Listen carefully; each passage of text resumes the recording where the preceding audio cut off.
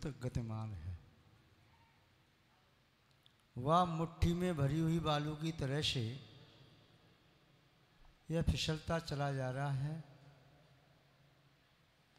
सच्छिद्र अंजलि में भरी जल की तरह से अत्यंत नाशवान जीवन पर ज़्यादा विश्वास नहीं किया जा सकता। मृत्यु का कोई समय निश्चित नहीं होता। जन्म के पहले भी मृत्यु हो सकती है, जन्म के बाद भी। शैशव अवस्था में, किशोर अवस्था में, बाल्यावस्था में, यौवन अवस्था में, प्रौढ़ और वृद्धावस्था में। जीवन जब तक हम जी रहे हैं, उस जीवन को सार्थक करने के सूत्रों को प्राप्त कर लेना चाहिए। जीवन चाहे क्षण भर का हो, चाहे कोटि पूर्व का हो, यदि हमने जीवन को सार्थक करने के लिए सूत्रों को अंगीकार नहीं किया तो जीवन जो सारभूत हो सकता था, दूसरों के लिए आधारभूत हो सकता था, वही जीवन भारभूत बन जाता है। जिस जीवन में आत्मबोध को प्राप्त किया जा सकता है, वही जीवन यदि आत्मबोध को प्राप्त नहीं किया तो बोझ बन जाता है। महानुभाव, यह पंचम काल है, कली काल है। उसमें भी हुंडा सर्पणी काल। प्रतिक्षण धर्म की हानि हो रही है, ह्रासमान अवस्था प्राप्त हो रही है। धर्म का ग्राफ नीचे की ओर जा रहा है। जो अवस्था आज से 2500 वर्ष पहले थी, वो 2000 वर्ष पहले नहीं रही। जो 2000 वर्ष पहले थी, 1500 वर्ष पहले नहीं रही। जो 1500 वर्ष पहले थी, 1000 वर्ष पहले नहीं रही। जो 1000 वर्ष पहले थी, 500 वर्ष पहले नहीं रही। और जो 500 वर्ष पूर्व थी, वो आज नहीं है।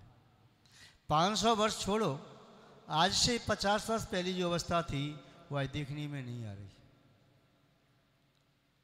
जो प्रौढ़ और बुजुर्ग महानुभाव यहाँ उपस्थित हैं, उन्हें ज्ञात होगा 50 वर्ष पूर्व हमारी जैन संस्कृति किस प्रकार सम्मान को प्राप्त थी। शावक शाविका किस प्रकार देवशास्त्र गुरु के प्रति परम भक्ति में, अनुराग में होते थे। कभी श्रवण गोचर होता, कर्ण गोचर शब्द सुनते ही कि मुनिराज का आगमन हो रहा है, लोग किस प्रकार उत्साह के साथ दौड़ लगाते हुए जाते।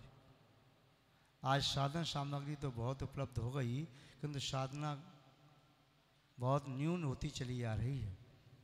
इस पंचम काल में भौतिक साधनों की अधिकता होने से आध्यात्म विद्या लुप्त हो रही है।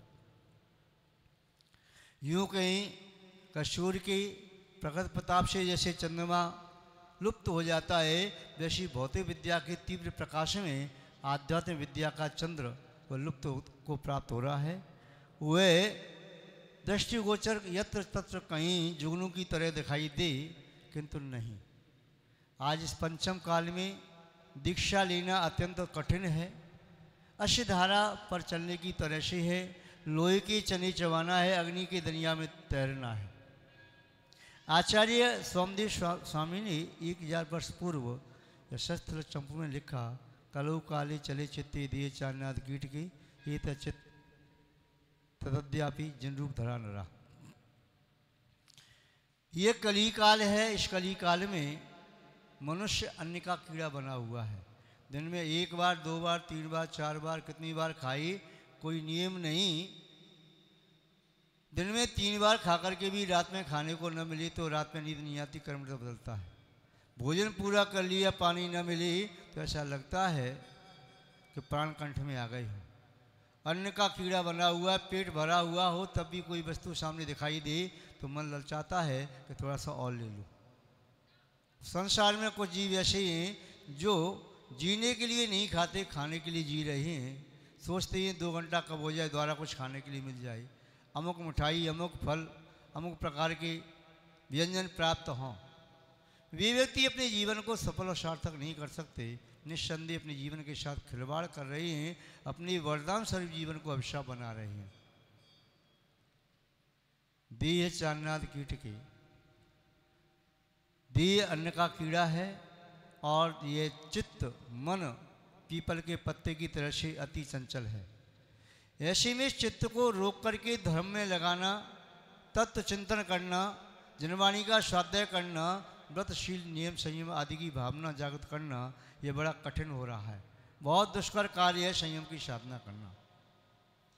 आचार्य महोदय ने